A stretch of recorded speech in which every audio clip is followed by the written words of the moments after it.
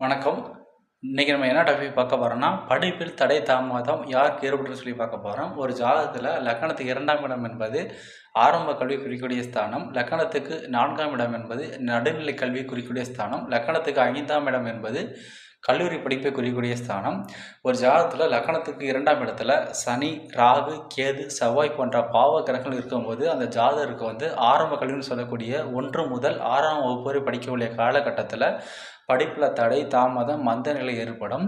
அதே போல் லக்னத்துக்கு 4ஆம் இடத்துல சனி, ராகு, கேது, செவ்வாய் போன்ற பாவகிரகங்கள் இருக்கும்போது அந்த ஜாதகருக்கு 6 முதல் 12ஆம் வகுப்பு வரை படிக்கக்கூடிய காலகட்டத்தில் படிப்பில் தடை தாமதம் மந்த நிலை ஏற்படும். என்னதான் கஷ்டப்பட்டு படித்தாலும் அதற்குண்டான மார்க் கிடைக்காது. அதே போல் லக்னத்துக்கு 5ஆம் இடத்துல சனி, ராகு, கேது, செவ்வாய் போன்ற பாவகிரகங்கள் இருக்கும்போது அவருக்கு கல்லூரி படிப்பில் தடை தாமதம் ஏற்படும்.